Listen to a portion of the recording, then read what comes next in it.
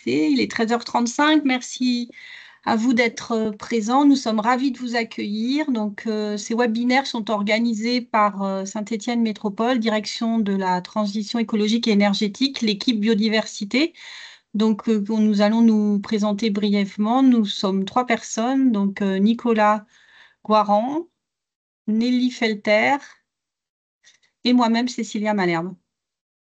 Voilà, donc ces webinaires s'organisent dans le cadre de la stratégie globale de biodiversité que Saint-Étienne Métropole a validée et délibérée en mars 2023. Elle a vocation à engager un programme ambitieux sur cette thématique de par nos compétences et nos politiques publiques, mais également d'entraîner l'ensemble des acteurs du territoire, qu'ils soient publics ou privés, à agir davantage en faveur de la biodiversité. Cette stratégie se compose de 7 grands axes et permet de se fixer une trajectoire commune pour mener des actions dans ce sens. Protéger, restaurer les trames écologiques, aménager un territoire résilient, renforcer la nature dans les zones urbanisées, valoriser et promouvoir la biodiversité, informer le plus grand nombre et notamment les acteurs du territoire à agir, comme je le disais, et poursuivre l'amélioration des connaissances et l'innovation autour du champ de la biodiversité, et enfin mettre en œuvre la stratégie par les moyens adéquats. Voilà, donc du coup, aujourd'hui, on voulait juste très brièvement vous expliquer que on a mis en place une charte de biodiversité, d'engagement en faveur de la biodiversité pour les acteurs publics et privés. Un certain nombre d'entre vous l'ont déjà signée, donc une 35 environ entre les communes et les acteurs privés du territoire. Donc nous attendons bien entendu que d'autres acteurs se manifestent en ce sens. L'idée, c'est quoi? L'idée, c'est de s'engager sur un programme à la fois en valorisant ce qu'on a déjà fait, qu'on soit une commune ou qu'on soit un acteur privé, une entreprise ou une association. Donc valoriser, mais aussi s'engager sur une démarche d'amélioration continue et avec l'accompagnement ou l'appui de Saint-Étienne Métropole dans la mesure du possible, vous aider à mettre davantage d'actions en place dans votre structure. Alors, on vous propose pour cela de revenir vers nous si vous êtes intéressé, ou pour ceux qui ont déjà signé la charte, d'être accompagnés dans une démarche progressive. Donc, il y a ce premier niveau qui sont les webinaires. Donc, on va avoir un rythme de un webinaire par mois sur différentes thématiques pour monter en compétences ensemble, s'informer, se mobiliser autour de différents sujets. Ensuite, il y a un deuxième niveau qu'on vous proposera, c'est une mise en œuvre pratique et des expérimentations. On vous proposera des ateliers, des réunions en format collectif si on a un certain nombre d'acteurs qui souhaitent avoir des informations sur une thématique donnée. Et enfin, le troisième niveau, pour ceux qui ont signé la charte d'engagement biodiversité, un accompagnement individuel pour agir concrètement au sein de sa structure. Et c'est quelque chose plus de sur mesure à la carte en fonction de vos besoins, de vos envies, de vos capacités à agir. Voilà, ce que je n'ai pas dit encore pour terminer, c'est que on a un site qui s'appelle Saint-Étienne, qui s'appelle Engagé pour la nature, pardon, Saint-Étienne Métropole. C'est le logo, enfin l'imprime écran que vous voyez à droite de la diapositive.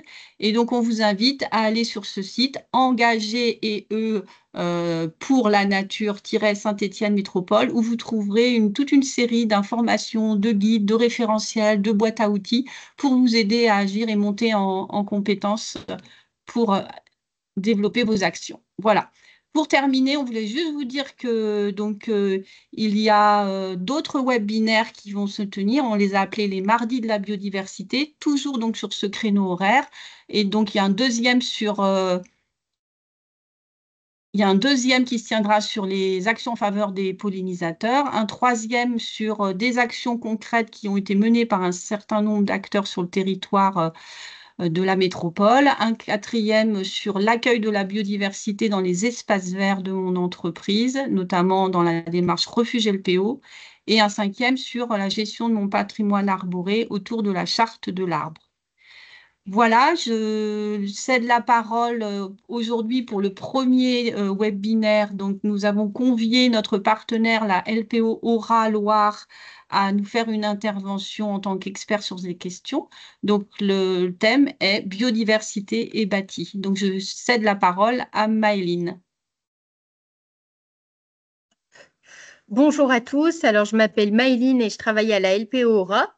Donc la Ligue pour la protection des oiseaux est une association au titre de la loi de 1901 qui par son action répond à un motif public d'intérêt général de l'environnement et de la société, avec pour mission d'agir en faveur de la nature et de la biodiversité pour assurer la sauvegarde des espèces sauvages et la préservation de leur habitat.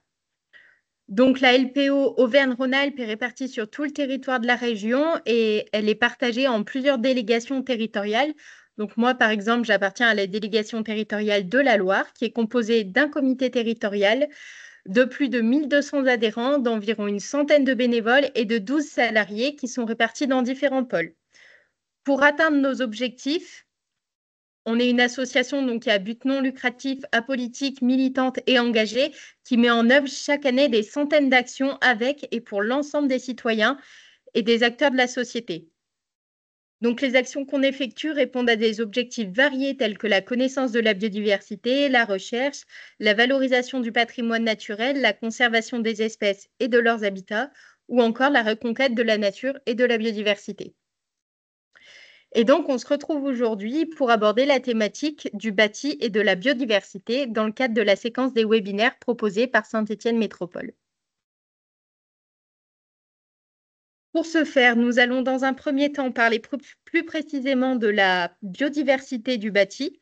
Concrètement, on va voir de quoi on parle quand on parle de biodiversité et plus spécifiquement la biodiversité liée au bâti. Ensuite, on va voir les différentes espèces qu'on peut retrouver au niveau du bâti et autour du bâti.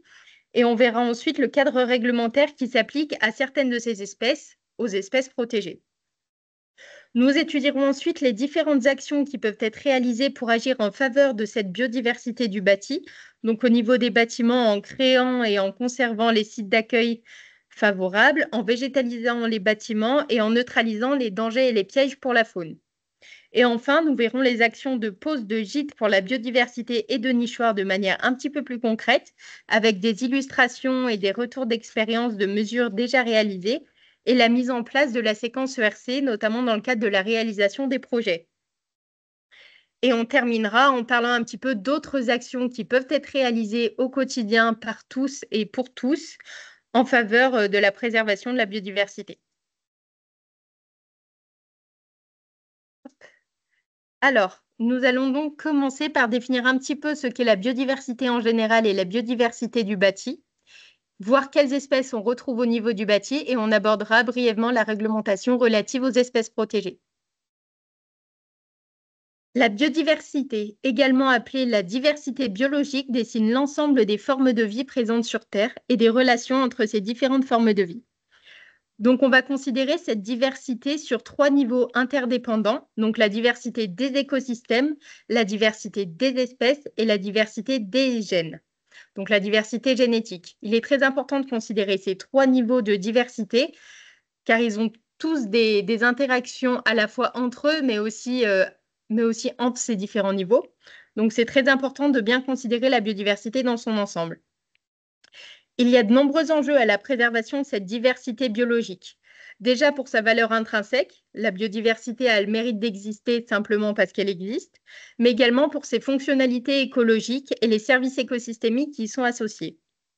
C'est-à-dire que la diversité des gènes, des espèces et des écosystèmes est primordiale pour assurer le maintien des fonctionnalités des écosystèmes et des services écosystémiques qui sont associés. Et il faut aussi bien considérer le fait que la plupart de ces services écosystémiques qui sont rendus par les écosystèmes et leur fonctionnement aux sociétés humaines sont vraiment primordiaux pour l'humanité. Donc là, par exemple, on parle de la qualité de l'air, de la réduction des îlots de chaleur urbains, de l'infiltration de l'eau au niveau des sols qui est associée à la réduction du risque d'inondation. Donc c'est vraiment des choses de notre quotidien auxquelles on est confronté tous les jours. Donc c'est vraiment un problème global qu'il faut bien envisager. La biodiversité est également un socle indispensable à l'évolution des espèces, c'est-à-dire que pour pouvoir s'adapter aux changements de conditions d'un milieu, comme par exemple dans le cadre du changement climatique, la diversité, notamment génétique, va permettre aux espèces de pouvoir s'adapter aux évolutions, grâce à la sélection naturelle notamment. Et c'est pour ça que c'est très important de conserver cette biodiversité pour maintenir le potentiel évolutif des espèces et des écosystèmes en général. On est actuellement dans une crise d'extinction massive de la biodiversité, avec plus d'un million d'espèces qui sont menacées d'extinction. Donc, il faut bien prendre en compte le fait qu'à à travers cette menace, il y a également l'ensemble des fonctionnalités écologiques des milieux et l'ensemble des fonctionnalités écologiques et des services écosystémiques qui sont menacés. Alors, maintenant, on en vient un petit peu plus précisément au sujet, la biodiversité dans les milieux urbanisés. Parce que c'est vrai que quand on pense biodiversité, instinctivement, on a plus en tête une image d'espace naturel, un espace de nature, un parc protégé, quelque chose comme ça. Alors que la biodiversité est vraiment partout. Elle est omniprésente et on la retrouve également en milieu urbanisé. En effet, l'espèce humaine est une espèce dite architecte, comme par exemple le castor. C'est-à-dire qu'elle va modifier son environnement. Donc, dans le cas de l'homme, c'est avec les constructions et les habitations humaines. Et ces constructions vont également être favorables à d'autres espèces. Donc, par exemple, au niveau des milieux urbains, on va retrouver des sites favorables au niveau de toutes les cavités, les anfractuosités, dans les structures des bâtiments et même autour. Donc aujourd'hui, certaines espèces ont des rapports quasi exclusifs sur le bâti. Donc, c'est-à-dire qu'originellement, on les retrouvait au niveau des falaises dans les milieux naturels, des choses comme ça. Et avec le développement des milieux urbains, elles se sont reportées sur les milieux urbanisés jusqu'à aujourd'hui totalement dépendre de leur présence. Donc, ces espèces, c'est par exemple le martinet noir. Pour le martinet à ventre blanc, c'est en cours. On en retrouve au niveau de falaises, mais c'est quand même très rare. Il est aujourd'hui quasiment exclusivement au niveau des milieux urbains. Il y a également l'hirondelle de fenêtre qui va nidifier au niveau des façades et on retrouve de nombreuses autres espèces. On va également retrouver de nombreuses espèces de chiroptères, pour toute ou partie de leur cycle de vie, le moineau domestique, le choucas des tours, le rouge-queue noir. Donc, la structure des milieux urbains est très importante pour permettre le développement de cette biodiversité urbaine. Donc, les villes et les constructions qu'elles habitent constituent des habitats favorables pour de nombreuses espèces, en plus de l'homme. Maintenant, on va parler de toutes les espèces qu'on peut retrouver au niveau des milieux urbanisés. Parmi ces dernières, on va retrouver différents grands groupes d'espèces qui peuvent se retrouver, et notamment de nombreuses espèces d'oiseaux dans les milieux urbanisés. On va parler d'espèces dites inféodées aux bâtis, qui utilisent les bâtiments pour accomplir tout ou partie de leur cycle de vie, pour effectuer des fonctions comme s'abriter, nidifier ou se reproduire. Donc, ces espèces sont par exemple l'hirondelle de fenêtre, le martinet noir, le martinet à ventre blanc, le moineau domestique, le rouge-queue noir, mais aussi l'effraie des clochers, la chevêche d'Athéna ou encore le choucas des tours, qui sont un petit peu moins connus. En fonction des exigences écologiques des différentes espèces, nous allons les retrouver dans différents endroits. Par exemple, l'hirondelle de fenêtre va établir son nid en dessous des avancées de toiture. Donc, son nid est bien visible et lorsqu'il se reproduit au niveau des bâtiments, il n'y a vraiment aucun doute possible. Alors que pour d'autres espèces comme le martinet, le moineau domestique ou encore le choucas des tours, ce sont des espèces qui vont établir leur site de reproduction au niveau des cavités et des anfractuosités des bâtiments, comme des fissures, des tuiles d'aération ou encore des joints de dilatation. Ce qui fait que même s'ils sont présents et se reproduisent au niveau du bâtiment, on ne va pas toujours le savoir, on n'en sera pas toujours conscient et ils peuvent être présents une seule partie de l'année, ce qui ne va pas forcément simplifier la qualification des enjeux. On peut également retrouver des chauves-souris au niveau du bâti. Donc, les chauves-souris sont de petits mammifères volants. Ce sont même les seuls mammifères volants qui occupent différents habitats pour accomplir leur cycle de vie qui est saisonnier. Elles peuvent utiliser les bâtiments en tant que gîte d'hivernage pour hiberner, en tant que gîte de transit pour s'abriter en automne et au printemps, ou alors en tant que gîte de reproduction à la période estivale. On peut retrouver des gîtes de chiroptères au niveau d'espaces assez vastes, comme par exemple des combes, des espaces sous toiture, ou encore au niveau des greniers qui sont accessibles par des infractuosités et des fissures au niveau des façades. Les espèces les plus souvent retrouvées au niveau des bâtiments sont la barbastelle d'Europe, la pipistrelle commune, le molosse de Cestonie, la sérotine commune, le petit rhinolophe ou encore le grand murin. Donc alors dans le cas des chauves-souris, c'est très difficile de savoir précisément quelle espèce se trouve au niveau du bâtiment, simplement parce qu'il faut une grande expertise. Déjà, ce sont des animaux nocturnes, donc à la période propice à leur observation, on ne va pas forcément bien voir. Donc, pour vraiment savoir quelle espèce se trouve au niveau du bâtiment, il est très important de faire intervenir un spécialiste, un chiroptérologue qui va pouvoir venir avec son expertise et du matériel adapté. Puisque pour identifier les chauves-souris, généralement, il faut utiliser des capteurs à ultrasons, puisque les chauves-souris se déplacent en pratiquant l'écholocation. Donc, elles vont émettre des cris et en fonction de la manière dont se répercutent les cris sur les obstacles, elles vont pouvoir se repérer dans dans l'espace. Et grâce à ces capteurs à ultrasons, on va pouvoir identifier en fonction de la fréquence qui est repérée quelle espèce est présente. Mais c'est pour ça que c'est très compliqué de savoir précisément quelle espèce se trouve là sans être un expert. Au niveau des milieux urbains, on va également retrouver de petits mammifères et des insectes. Donc, quand on parle de petits mammifères au niveau des milieux urbanisés, c'est vrai qu'ils vont plus souvent s'établir au niveau des espaces verts et se déplacer à travers les espaces urbanisés pour se reproduire, se protéger ou encore se nourrir. Et on va retrouver des espèces comme l'écureuil ou le hérisson ou encore le campagnol roussâtre. Pour les insectes et notamment certains pollinisateurs, on va également les retrouver au niveau des milieux urbains. Leur présence est rendue possible par la présence des espaces verts et de micro-habitats au niveau des bâtiments et autour de ces bâtiments. Et enfin, on va retrouver de nombreuses espèces végétales au niveau des espaces verts en milieu urbain. On précise que ces derniers sont essentiels pour permettre le développement et la pérennité de nombreuses autres espèces. Les espaces verts peuvent être composés de végétation spontanée ou alors d'espèces plantées.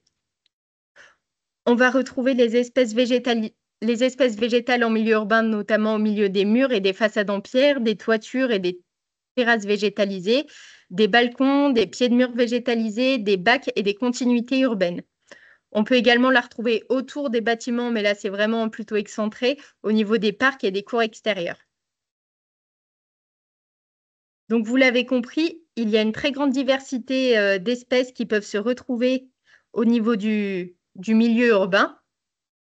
Et parmi ces espèces, on va retrouver l'homme, qui est une espèce parmi les 8,7 millions d'espèces estimées sur Terre.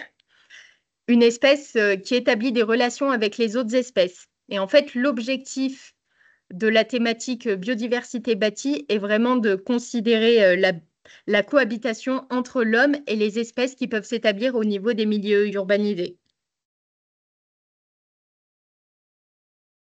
Hop. Parmi toutes les espèces présentes, un certain nombre sont protégées. Donc, nous allons maintenant définir ce qu'est une espèce protégée et le cadre réglementaire qui s'applique.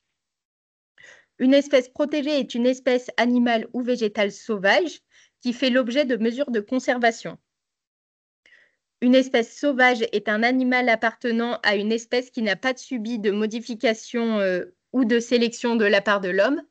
Donc, modification ou sélection, que ce soit une espèce animale ou végétale. Une espèce protégée n'est pas chassable, elle n'est pas non plus ni domestique, ni susceptible d'occasionner des dégâts. Ce n'est pas non plus une espèce envahissante, ni une espèce exotique envahissante. Les espèces protégées sont listées dans un arrêté ministériel et font l'objet de mesures de conservation justifiées par leur statut de protection légale au titre de l'article L411-1 du Code de l'environnement. Alors, toutes les espèces ne bénéficient pas d'un statut de protection. La nécessité de mise en place de mesures de conservation et du statut de protection se justifie par un intérêt scientifique ou de préservation du patrimoine biologique. Donc, par exemple, quand on parle d'intérêt scientifique, c'est pour produire des médicaments. Et quand on parle de préservation du patrimoine biologique, c'est par exemple quand il y a une espèce qui est en danger d'extinction. On va maintenant évoquer le cadre réglementaire qui s'applique pour ces espèces protégées. Alors, c'est l'article L411-1 du Code de l'environnement qui régit la protection apportée à ces espèces. Il est interdit de porter atteinte ou de nuire aux individus ou aux œufs d'une espèce protégée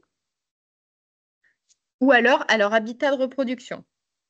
Le non-respect de ce régime de protection constitue une infraction passible de 3 ans d'emprisonnement et de 150 000 € d'amende. La responsabilité juridique incombe au maître d'œuvre, voire à l'entreprise dans le cadre de la réalisation d'un projet. Hop. Donc, en milieu urbain, ce genre de problématique est fréquemment rencontrée, notamment dans le cadre de la réalisation de projets de réhabilitation ou de démolition de bâtiments. Donc, sur les vieux bâtiments, on va retrouver de nombreuses cavités qui permettent l'installation de nombreuses espèces qui peuvent se reproduire au niveau du bâtiment, comme par exemple le moineau, les martinets ou encore les hirondelles. Et la réalisation d'un projet qui porte atteinte à ces habitats de reproduction et aux individus constitue une infraction à ce régime de protection. Donc, en fait, c'est interdit. Bien sûr, il est possible de déroger à ce régime de protection stricte des espèces, notamment dans le cadre de la réalisation d'un projet de réaménagement. Donc, une dérogation peut être délivrée par arrêté préfectoral sous respect de 3 conditions cumulatives. Les conditions cumulatives en question sont justifier la raison impérative d'intérêt public majeur du projet, l'absence d'alternatives satisfaisantes au projet qui porte atteinte aux espèces protégées, c'est-à-dire que s'il y a la présence de sites de reproduction et que le projet peut être réalisé sur un autre site où il n'y a pas d'enjeu relatif à la présence d'espèces protégées, il va falloir réaliser ce projet ailleurs. Et la troisième condition est que la réalisation du projet ne nuise pas au maintien en bon état de conservation des populations des espèces concernées.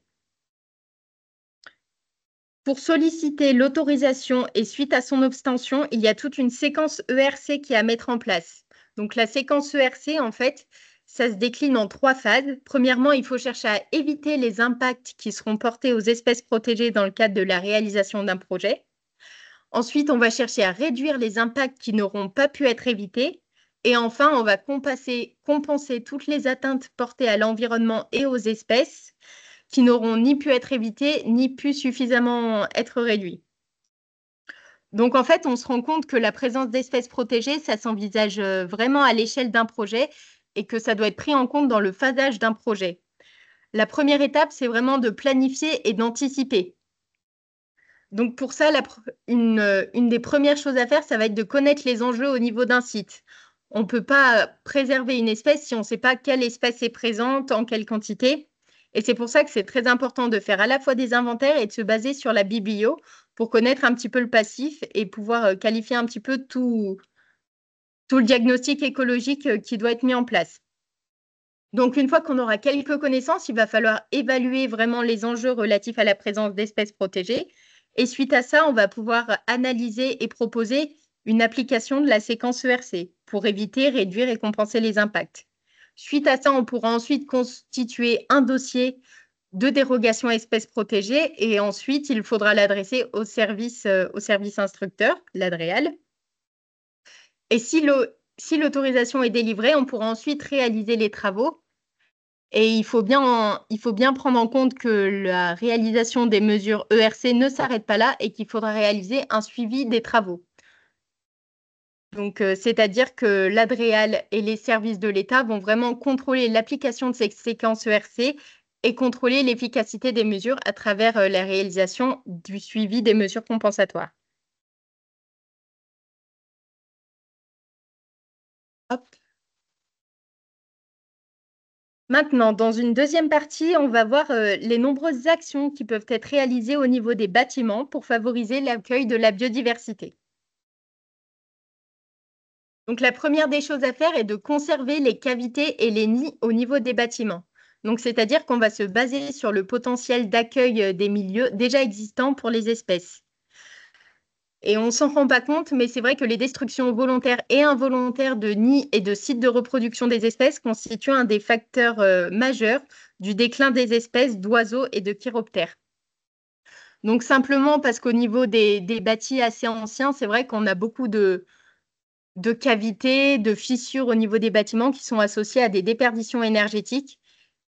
Et donc, pour éviter les pertes de chaleur, on va, par exemple, avoir des travaux d'isolation de façade, des choses comme ça, qui vont venir obstruer toutes les cavités présentes au niveau d'un bâtiment et ce faisant détruire de nombreux sites de reproduction favorables pour ces espèces, parfois protégées. Ensuite, on va pouvoir conserver des micro-habitats. Hop, quelqu'un qui nous rejoint, excusez-moi. On va pouvoir conserver les micro-habitats et leur diversité au niveau du bâti et autour du bâti. Donc là, on va parler de toutes les petites cavités, la diversité des espaces ou encore des petits tas comme des hibernaculums, des tas de pierres, des tas de bois, toute cette diversité d'espaces qui est favorable à de nombreuses espèces, des espèces d'insectes, de reptiles, de micro-mammifères. Et ça, c'est vraiment très important pour permettre le développement de la biodiversité dans son ensemble.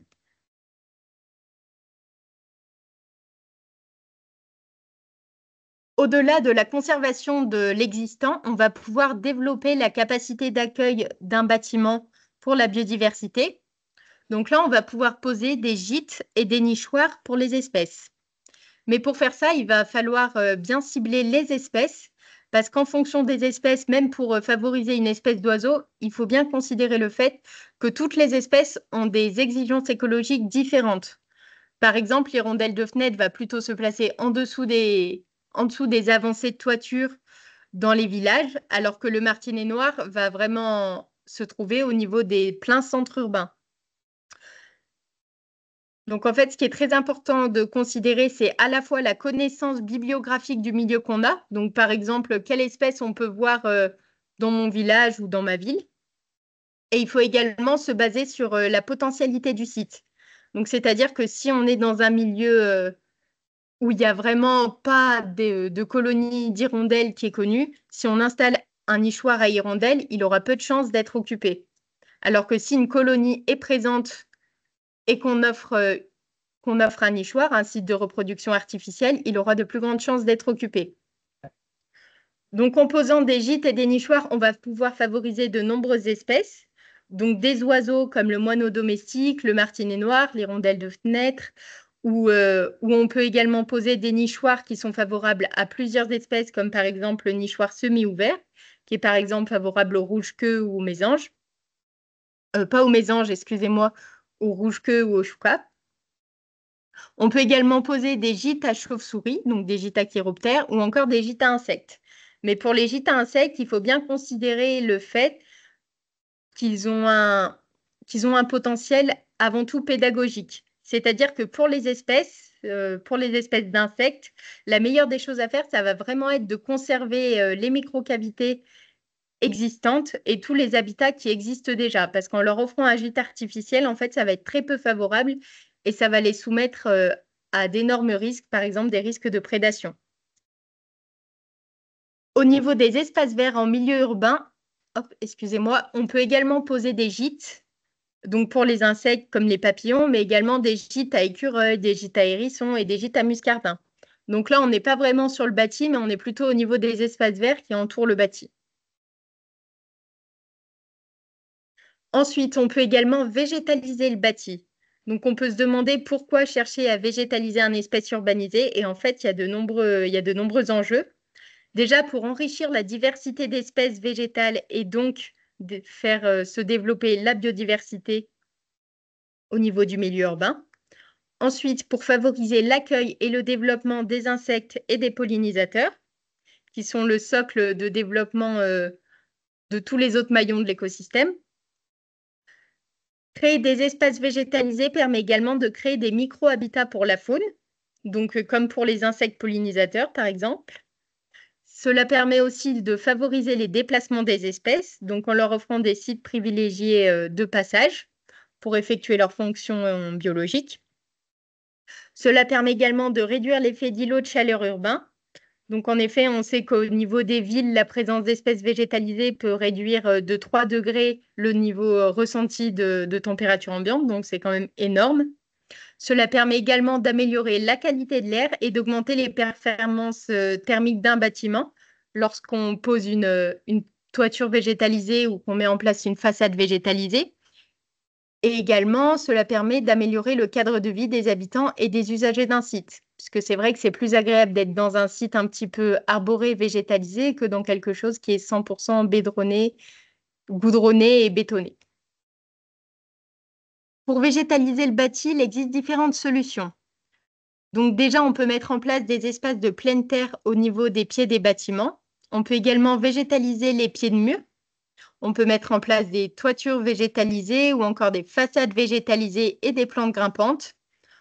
On peut disposer des bacs végétalisés. Donc là, la taille est à déterminer en fonction de l'espace, de l'enjeu qui s'y trouve et de l'entretien qu'on peut y apporter. Et également des jardinières. Il faut bien considérer que peu importe l'espace disponible, créer un espace végétalisé sera toujours bénéfique pour la biodiversité. Par exemple, si vous avez un espace sur un balcon de quelques mètres carrés, mettre une jardinière n'est pas inutile.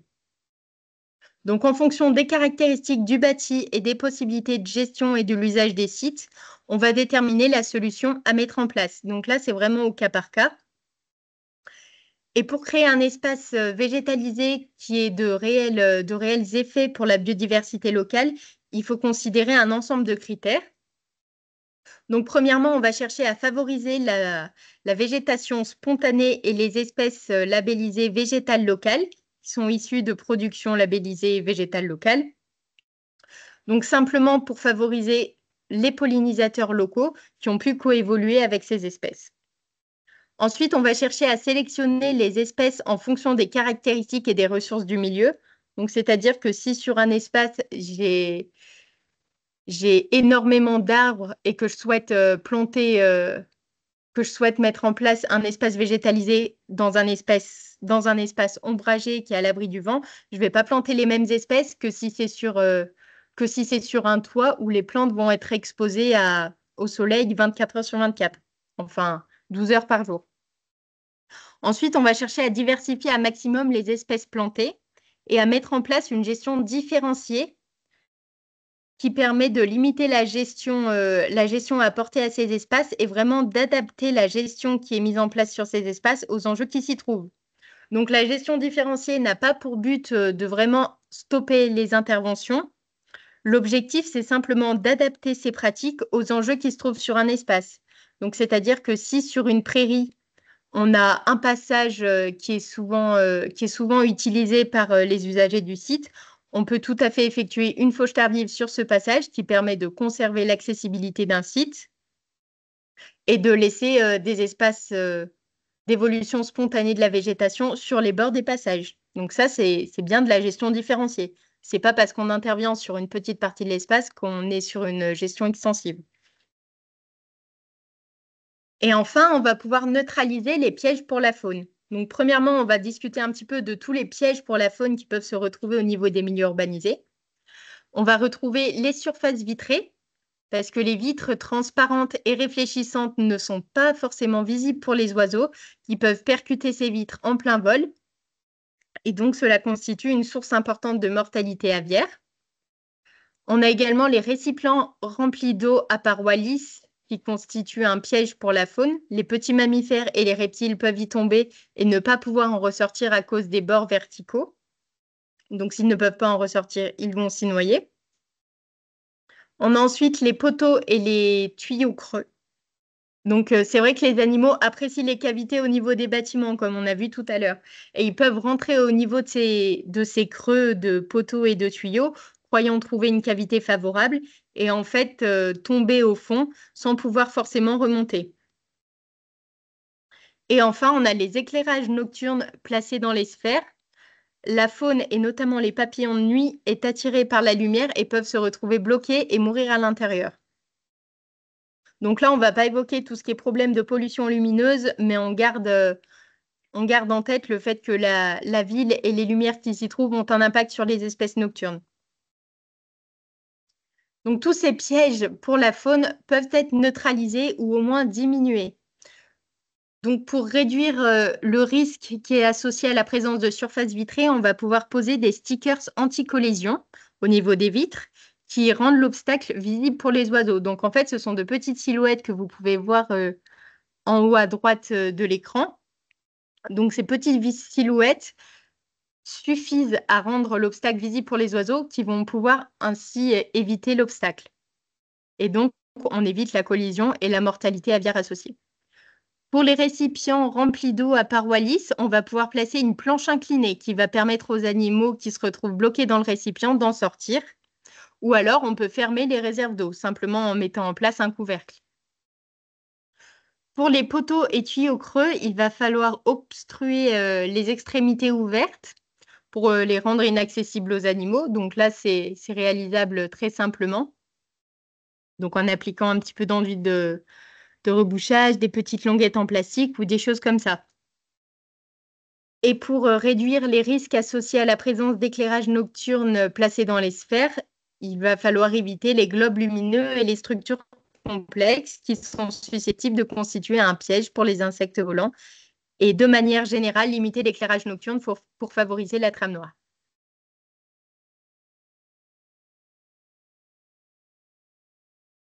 Et on en vient à la troisième partie, donc comment agir en faveur de la biodiversité. Donc là, on va déjà illustrer quelques mesures favorables à la biodiversité qui peuvent être réalisées au niveau du bâti. Ensuite, on va évoquer un petit peu la mise en place de la séquence éviter, réduire, compenser dans le cadre des projets. Et ensuite, on verra comment agir en faveur de la biodiversité autrement. Donc alors, pour agir de manière favorable au niveau du bâti, on peut réaliser vraiment plein de choses, comme on l'a vu. Pour déterminer les actions à mettre en place, il est essentiel de connaître les caractéristiques du site et les enjeux qui s'y trouvent. Donc pour ce faire, on a différents critères à considérer, notamment les caractéristiques du bâtiment. Donc là, on va regarder un petit peu l'orientation, l'exposition, la proximité d'espaces verts. On va également s'intéresser à la richesse et aux apports du milieu. On va s'intéresser à la caractéristique plus ou moins urbaine ou rurale de la localisation où se trouve le bâtiment. Et enfin, on s'intéressera aux populations d'espèces présentes, connues ou observées au niveau des sites et de ses alentours. Pour installer des nichoirs et des gîtes pour la faune, l'installation de gîtes et de nichoirs pour la faune constitue en fait une création de sites favorables pour une ou plusieurs espèces ciblées. Donc, comme on disait tout à l'heure, il est très important de choisir les espèces visées en fonction des caractéristiques et des enjeux du site. Donc, c'est-à-dire qu'on va se demander quelles sont les espèces présentes sur le site et lesquelles pourraient être favorisées. Ensuite, on va sélectionner les gîtes et les nichoirs adaptés aux espèces, puisqu'il existe énormément de types de nichoirs qui diffèrent par leur forme, le trou d'accès, par sa taille et sa position, ou encore par son volume.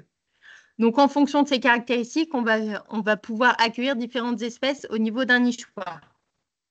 Une fois qu'on aura ciblé les espèces à favoriser et les nichoirs ou les gîtes adaptés, il va falloir choisir judicieusement l'emplacement de ce nichoir ou de ce gîte. Donc, on va déjà regarder l'orientation à favoriser. Généralement, ce sera une orientation est-sud-est qui permet de limiter l'exposition des gîtes et des nichoirs à des vents dominants. On va également s'intéresser à la hauteur de pose. Donc, par exemple, si on veut poser un nichoir à moineaux, ce sera entre 2 et 3 mètres de haut, alors que pour un martinet à ventre blanc, c'est au-dessus de 8 mètres de haut. Donc, on voit qu'il y a quand même de grandes différences. Et on s'intéressera également à la surface à favoriser. Donc, par exemple, plutôt en dessous d'une avancée de toiture, à proximité d'espaces verts pour le moineau ou pour l'hirondelle de fenêtre, au niveau des toits. Donc là, c'est très varié et il faut vraiment adapter la mesure mise en place à l'espèce qu'on cherche à favoriser. Donc pour favoriser les chances des gîtes et des nichoirs d'être utilisés, il est vraiment primordial de prendre en compte les spécificités des espèces. Et enfin, on va choisir la manière d'intégrer un gîte ou un nichoir au niveau d'un bâtiment. Donc là, c'est plutôt ciblé pour certaines espèces et notamment celles qui vont s'établir à l'intérieur des bâtiments. C'est-à-dire que pour l'hirondelle de fenêtre, il n'y aura pas le choix, ce sera forcément au niveau d'une façade. Alors que pour le martinet, par exemple, on peut inclure le nichoir au niveau de l'isolation extérieure du bâti. Donc là, en fait, ça va permettre de rendre visible seulement les trous d'accès au nichoir, donc comme on peut le voir sur la deuxième petite image. Donc là, on a un nichoir vraiment intégré dans le bâti.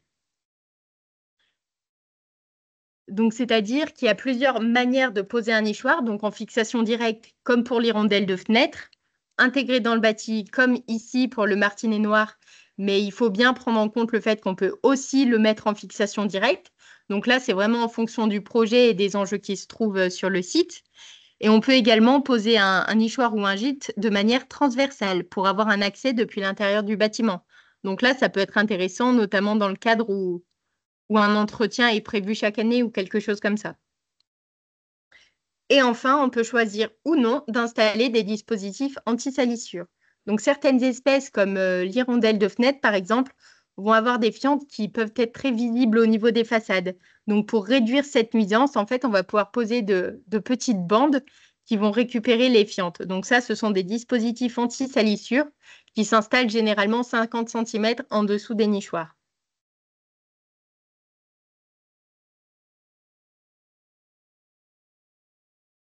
Alors maintenant, on va s'intéresser un petit peu au budget à prévoir. Donc c'est vrai que c'est très difficile à quantifier quand on ne sait pas précisément ce qu'on veut réaliser, parce qu'il y a de nombreux facteurs à prendre en compte. Déjà, il y a le type de gîte ou de nichoir prévu, ainsi que le matériel utilisé, la hauteur d'installation, le mode d'intégration.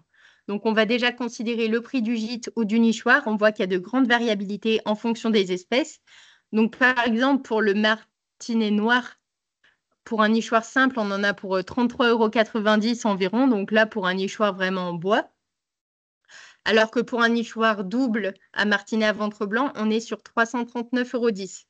Donc on voit qu'on est sur des prix très différents, tout simplement parce que les nichoirs pour les martinets noirs sont quand même très communs, connus depuis des années. Il y a de nombreux modèles qui existent, alors que pour le martinet à ventre blanc, on est vraiment sur quelque chose de nouveau. Là, on est sur un prototype qui a été créé il y a seulement quelques années, et du coup, c'est pour ça que le prix est tout de suite beaucoup plus cher. Donc, on voit généralement que les prix des nichoirs sont assez faibles. Donc, par exemple, pour un nichoir semi-ouvert, on est à 18,90 €. Donc, c'est vrai que c'est pas forcément très cher. Pour un gîte à chauve-souris qui peut accueillir toute une colonie, on est à environ 90 €. Donc, le prix du gîte ou du nichoir, c'est pas vraiment ce qui va coûter le plus cher. Ce qui va coûter le plus cher, ça va plutôt être l'installation en fonction de la hauteur de pose. Donc, si c'est un nichoir à moineaux, on peut l'installer à 2-3 mètres de haut, ça ne va pas poser de problème. Par contre, si c'est à 5 ou 8 mètres au niveau des façades des bâtiments, il va falloir faire intervenir une nacelle ou un cordiste. Donc là, c'est cette intervention qui peut représenter un, un coût majoritaire, on va dire. Et enfin, il faut prendre en compte le prix pour nettoyer et entretenir les gîtes et les dispositifs anti-salissure. Donc, généralement, quand on veut mettre en place un nettoyage des nichoirs, ça se fait une fois par an à la période hivernale, mais il faut bien prendre en compte que c'est optionnel. Tout simplement parce que dans les sites de reproduction naturelle, l'homme n'intervient pas. C'est-à-dire qu'il peut y avoir la présence de parasites, mais les espèces vivent avec ou changent de site. Et donc, intervenir pour nettoyer et entretenir ces nichoirs et gîtes, c'est pas toujours recommandé, ça dépend. Il y a vraiment les 2 écoles, mais vous n'êtes pas obligé de le faire si jamais vous y tenez pas forcément. Hop. Donc maintenant, on va parler de la mise en place de la séquence ERC dans le cadre de la réalisation des projets. On en a parlé tout à l'heure un petit peu, tout simplement parce que ça s'inscrit dans le cadre réglementaire qui est associé à la demande de dérogation espèces protégées. Donc, on va faire une petite mise en contexte pour voir un petit peu de quoi il s'agit. Donc, par exemple, s'il y a un projet de rénovation par isolation thermique par l'extérieur sur un bâtiment où il y a des sites de reproduction de martinets noirs et de martinets à ventre blanc qui sont présents. Donc là, on a 2 espèces protégées qui ont des sites de reproduction présents au niveau d'un bâtiment. Donc, on sait qu'il va y avoir la présence d'enjeux relatifs à la présence d'espèces protégées au niveau du bâtiment. La première des choses, ça va être de connaître et de quantifier ces enjeux.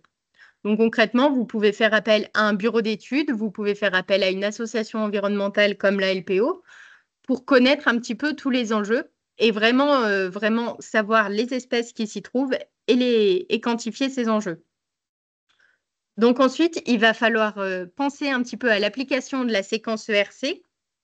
Donc, comme on a dit, il va falloir essayer d'éviter tous les impacts qui peuvent être portés aux espèces protégées dans le cadre de la réalisation du projet. Ensuite, on va chercher à réduire les atteintes qui n'auront pas pu être évitées et on va compenser les atteintes qui n'auront ni pu être évitées ni suffisamment réduites. Donc, par exemple, pour ces espèces, pour éviter les impacts, on va chercher à intervenir en dehors de la saison de reproduction des espèces et de la période de présence des espèces en France, puisque le martinet noir et le martinet à ventre blanc sont présents en France uniquement lors de la saison de reproduction, environ des mois de mars à septembre. Donc là, il va falloir réaliser les travaux au niveau de la façade entre fin septembre et début mars. Pour éviter les impacts, on peut également limiter les zones d'intervention. Donc, par exemple, en isolant les façades, mais en laissant les petites cavités sous les toitures. Donc, oui, ça aura moins d'impact au niveau de l'efficacité thermique du bâtiment, mais cela permettra d'éviter les impacts sur les espèces protégées. Pour réduire les impacts sur ces espèces, si jamais on n'a pas pu éviter de détruire les sites de reproduction de ces espèces, on va pouvoir obstruer les cavités de reproduction avant le retour des martinets. Donc ça, par exemple, si on ne peut pas réaliser les travaux durant la période hivernale, on va obstruer toutes les cavités, les sites d'accès aux sites de reproduction des espèces qui seront identifiés par le bureau d'études ou l'association à laquelle vous ferez appel, pour être sûr qu'au moment où on effectuera les travaux, il n'y aura aucune espèce protégée ni aucun nœud à l'intérieur des sites de reproduction. Et ensuite, tous les sites de reproduction qui auront été détruits devront être compensés. Donc là, en fait, on va compenser la destruction des sites de reproduction par la recréation de sites de reproduction artificiels.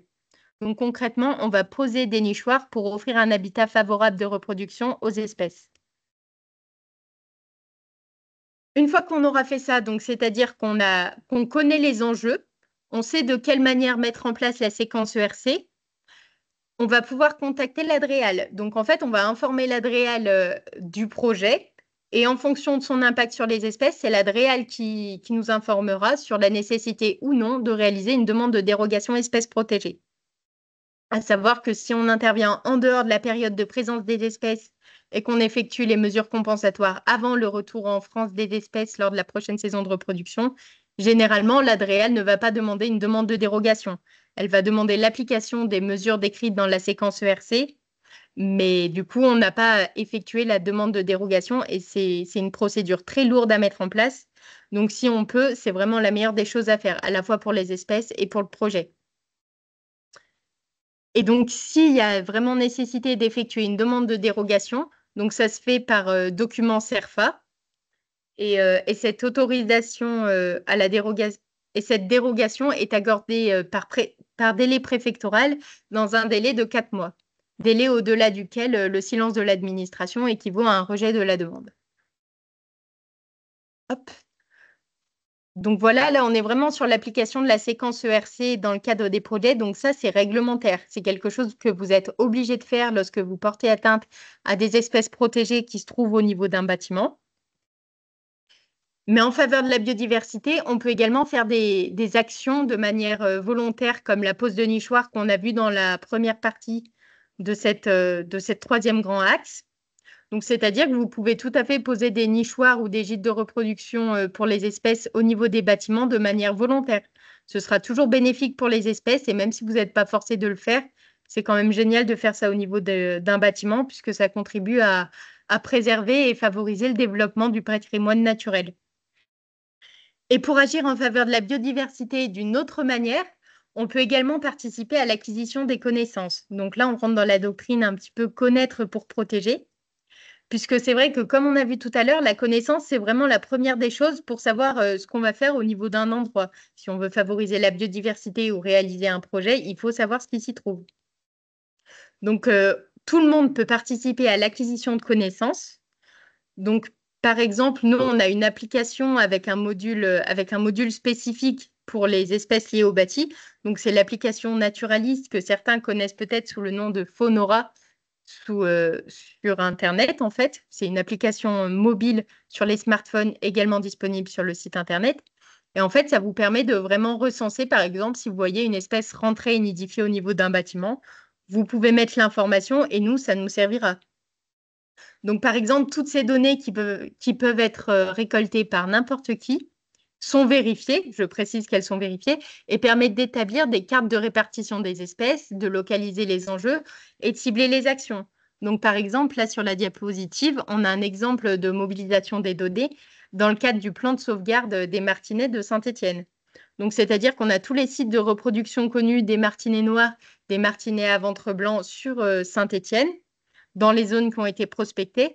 Et en fait, ça va nous permettre de cibler les actions. On va pouvoir savoir à quel endroit il y a énormément d'enjeux, savoir quels endroits ont été prospectés, sur quels endroits on n'a pas encore de données. Et par exemple, si quelqu'un revient vers nous en nous disant, bah voilà, j'ai un bâtiment, je ne sais pas s'il y a des enjeux.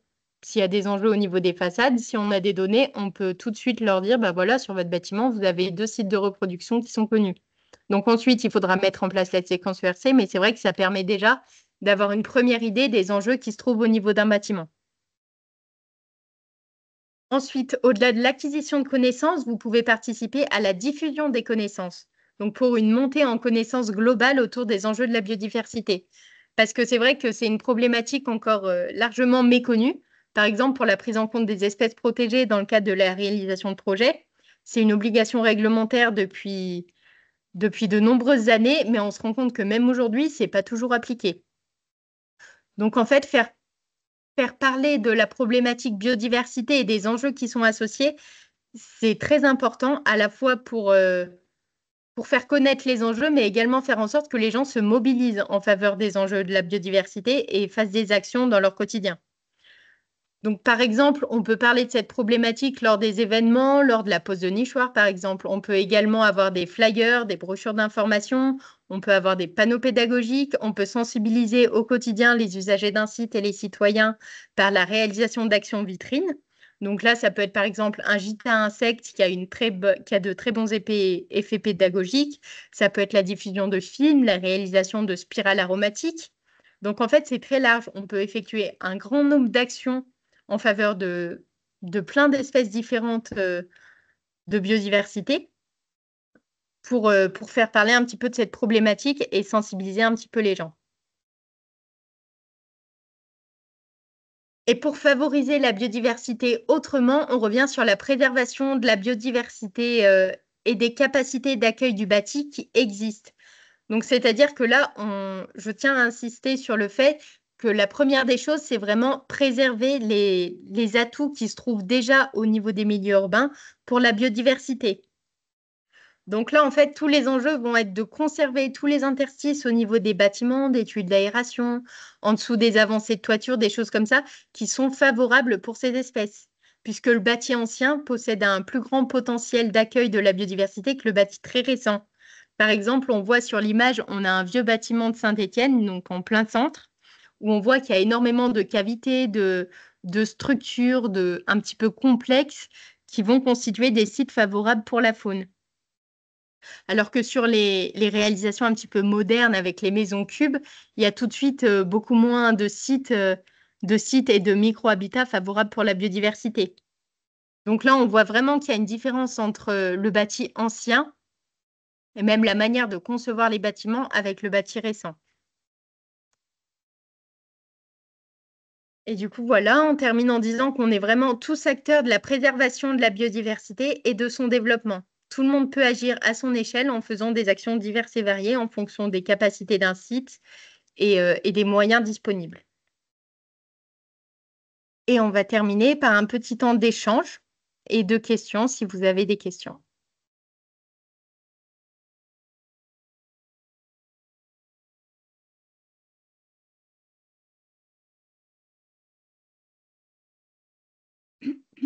Merci beaucoup, Maëline Escurabessé de la LPO Aura-Loire.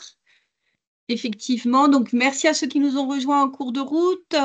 Évidemment, nous avons enregistré, donc ne vous inquiétez pas, vous aurez les débuts des propos. Et si vous avez des questions, comme nous disait Maëline, n'hésitez pas, soit dans le chat, soit en prenant la parole, en levant la main. Et on essaiera d'y répondre dans la mesure du possible.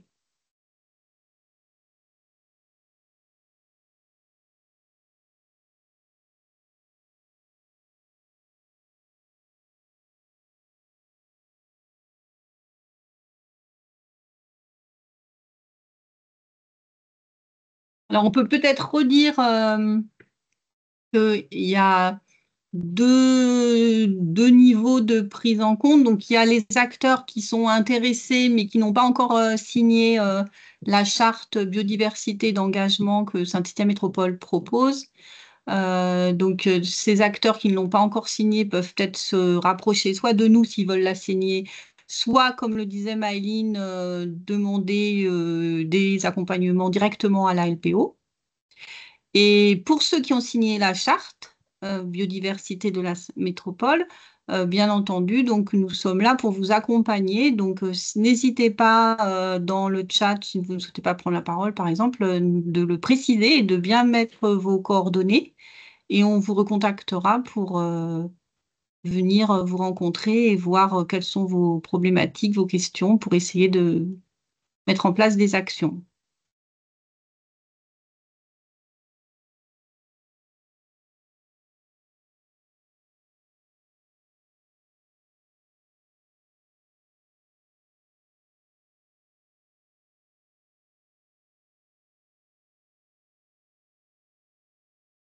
Est-ce qu'on peut au moins savoir si ça a répondu à vos questions, à vos besoins, ou est-ce que certains d'entre vous ont besoin d'approfondir par des ateliers?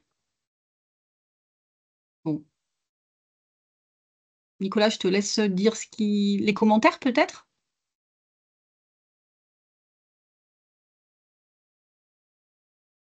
On a des réponses en cours, mais là, c'est plutôt des personnes qui doivent nous laisser et qui disent que c'était intéressant. Donc, pour l'instant, retour positif. Mm. Je vois qu'il y a plusieurs personnes en train d'écrire. Je ne sais pas si c'est des gens sur le point de partir. Alors, peut-être que pour susciter éventuellement des questions, on peut peut-être remettre le plan, Maëline. On ne sait Oui. jamais, Hop, des fois que ça donne un point d'accroche. tac, hop.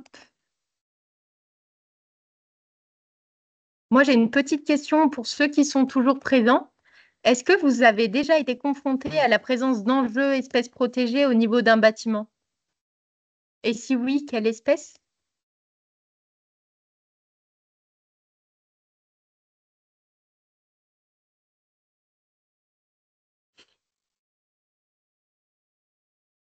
Donc là, on nous répond jamais, non jamais. Ah oui, je vois pas les commentaires du coup. Mm.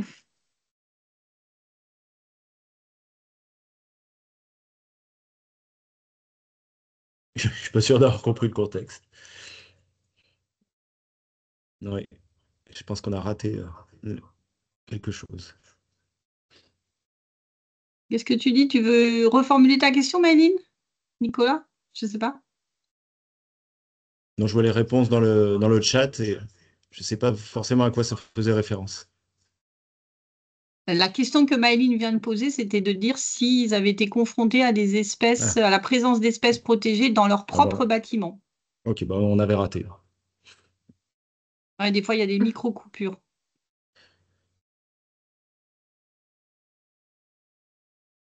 Oui, j'espère qu'il n'y en a pas trop eu durant l'intervention.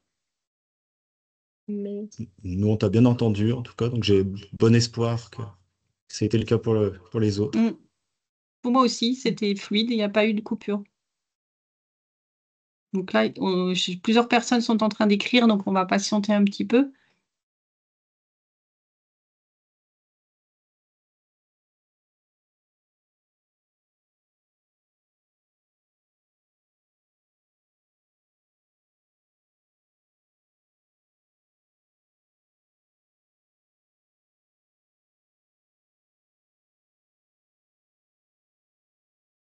Voilà, pas de questions, mais une prise de contact ultérieure.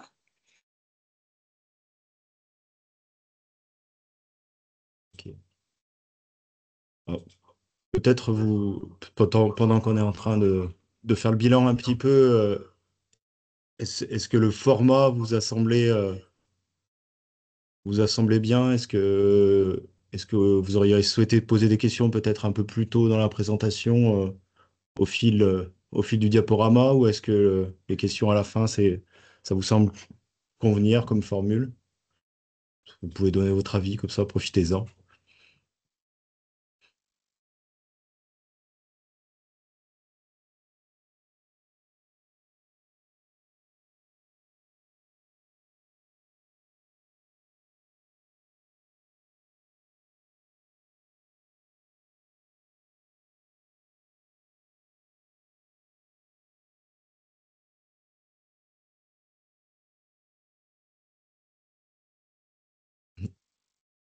On a une main qui Il se y a une lève. demande de prise de parole. Oui, bonjour. Vous m'entendez? Bonjour. Oui, tout à fait. Donc, je me Oui, présente, bonjour. je suis Vincent Ollier, je suis responsable du service espace vert d'Habitat Métropole. C'est pas moi. Donc, nous, on est implanté sur une 37 ou 38 communes, que ce soit sur la vallée de l'Ondaine, le Gier On vous entend pas très très bien. et sur le Stéphanois. Vous m'écoutez mieux là? Là, ça marche ou pas? C'est un peu loin. Vous êtes de quelle structure, redites-nous? Habitat Métropole, Voilà, c'est ce qui me semblait. je suis le responsable du service espace vert. Mm.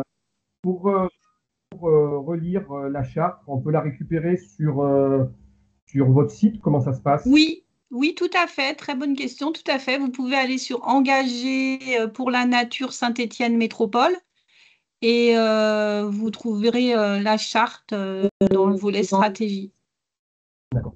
Bah, c'est dommage qu'il n'y ait pas quelqu'un de chez nous du service de la maîtrise d'ouvrage, parce que je crois qu'il y avait il y a notamment sur la réhabilitation de Tarentaise, je crois qu'il y a des choses qui ont été mises en place pour notamment le Martinet,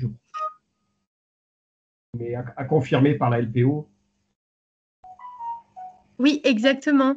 On a accompagné toute la rénovation de l'îlot Tarentaise 2, parce que c'est vrai que c'est un projet pilote, mais à l'échelle de la LPO au niveau national, il y avait énormément de sites de reproduction. Sur un simple îlot, pour vous donner une idée, il y avait 82 sites de reproduction de martinets noirs, 166 de martinets à ventre blanc. Donc c'est vrai que c'était un gros projet avec d'énormes enjeux pour les espèces protégées. Et du coup, on les a bien accompagnés dans la qualification et dans la réalisation des mesures ERC, justement, qui sont actuellement en cours de réalisation. Ok. Merci. Donc, il y a une question de Stéphanie Thiraud de T2S, une entreprise à Sorbier. Sur un bardage, quel gîte peut-on installer? Alors, sur le bardage, c'est vrai que c'est assez compliqué. Bah, par exemple, dans le cas de Tarentaise 2, il y a certaines façades où il y avait du bardage. On n'a pas installé de nichoir sur ces façades-là. Parce que justement, c'est vrai que c'est un petit peu plus instable et il faut quand même des fixations assez solides. Donc là, je pense que ça dépend plus du matériau. Il faut que ce soit quelque chose d'assez solide et qu'on puisse accrocher le nichoir avec les fixations de manière assez stable, plutôt que pour les espèces. Donc là, c'est plutôt technique, on va dire.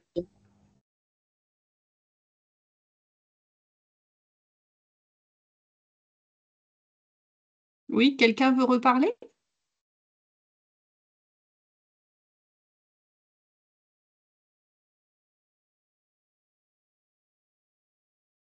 Stéphanie Thiraud, peut-être que vous pouvez formuler votre question. C'est pour les locaux de l'entreprise qui sont en bardage bois?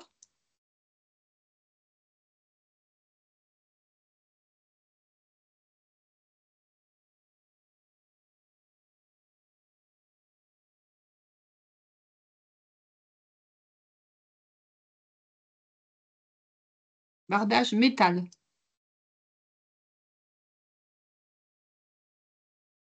Mais après, si c'est au niveau du bardage, les nichoirs sont toujours installables, sous réserve que le bardage puisse supporter le poids des nichoirs et qu'on puisse y mettre des fixations. Oui, il faut aller chercher le système d'accroche en dessous du bardage. Donc, il faut voir comment est constituée la structure du bâtiment, peut-être. C'est ça.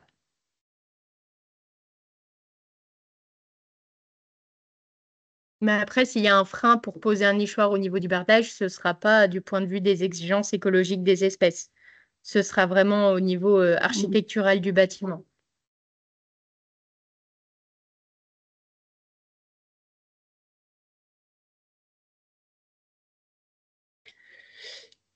Il me semble, Cécilia, qu'on avait également une main levée de la part de Monsieur Ollier, mais il faudrait peut-être réactiver le micro. Ah non, c'était tout à l'heure, mais bon, je peux Oui. je peux toujours intervenir. J'avais une question sur les nids, tout ce qui est nid de mésanges. Est-ce qu'il faut plutôt les positionner sur des arbres feuillus ou du conifère? Les deux sont susceptibles d'accueillir ces populations. Alors, on recommande souvent sur du conifère. Les deux pourraient théoriquement s'établir au niveau de conifère ou de résineux, mais c'est vrai que généralement, on recommande davantage sur les feuillus. Sur les Sur les feuillus. feuillus, d'accord. Parce que j'ai cru que vous aviez parlé de conifères au départ. Donc, plutôt sur des feuillus. Alors, nous, on en pose énormément parce que ça fait partie des méthodes de lutte contre la processionnaire du pain. Mhm. On en pose beaucoup. Donc, voilà, c'était simplement pour avoir une confirmation. Mm. Merci. Je Et vous pour en le prie. système d'accrochage sur l'arbre, vous faites comment? Nous, généralement, on visse, mais on les visse, les nids. Et aujourd'hui, on essaye d'en fabriquer aussi. On les fabrique nous-mêmes. Puisqu'il n'y a rien de compliqué dans la fabrique d'un nid. Oui, c'est vrai. Puis ça fait même une bonne activité d'équipe ou quelque chose comme ça. Si vous avez une structure avec beaucoup d'usagers ou de salariés, c'est toujours quelque chose de concret à faire qui permet de mobiliser tout le monde dans la démarche. Tout à fait. Alors, jusqu'à présent, on l'a fait, nous, c'est mes collaborateurs qui le font, mais il y aurait peut-être des choses à creuser avec les centres sociaux des quartiers et de faire des choses avec les enfants, peut-être à l'avenir. Ça peut toujours être une idée à creuser. Oui, tout à fait. Oui. On pourra organiser une réunion avec vous et puis la maîtrise d'ouvrage de Habitat Métropole, si vous en êtes d'accord. Ah bah écoutez, c'est un sujet qui me plaît parce qu'on est en plein dans la gestion différenciée et on a quand même pas mal de choses qui vont dans ce sens aujourd'hui. Donc oui, on peut en discuter de toutes les actions qu'on a déjà mis en place depuis de nombreuses années. Oui. Tout à fait. Très bien.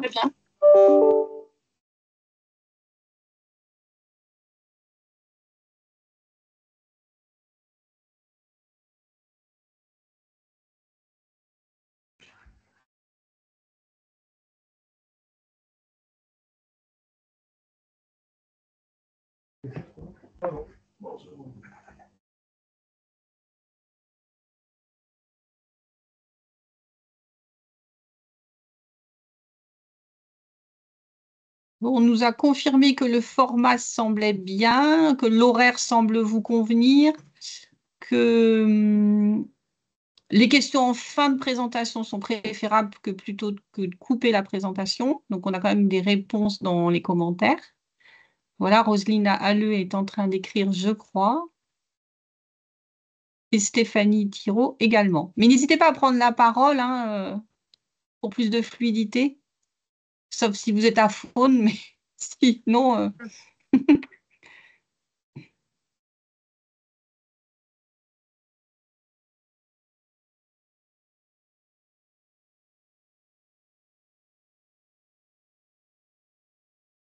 Alors, comme il nous reste encore un peu de temps, en attendant d'avoir les questions dans le chat, plutôt que de poser des questions, ça peut être aussi des retours d'expérience sur les aménagements que vous auriez pu faire, vous aussi, au niveau de vos structures. Ça peut être intéressant aussi de partager vos expériences, des réussites ou des expériences un peu plus délicates. Ça peut être l'occasion aussi, ça peut susciter des échanges. Donc, n'hésitez pas.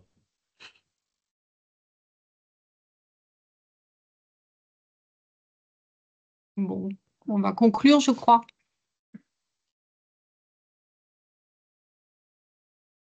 Voilà, on nous quitte. Donc, je crois qu'il faut qu'on conclue. Il nous reste encore une dizaine Merci de à vous, mesdames, de personnes. nous avoir suivis. Voilà, merci à tous. Merci à la LPO, notre partenaire, pour la réussite de ce webinaire. Et on essaye donc de se revoir pour concrétiser la suite de toutes ces préconisations. Merci à tous. Merci. Bonne journée. Au Bon revoir. après-midi. Merci, au revoir. Au revoir. Merci à tous. L'équipe biodiversité, est-ce que vous souhaitez qu'on reste un petit peu plus pour débriefer? Mm. On peut prendre quelques minutes. Ouais.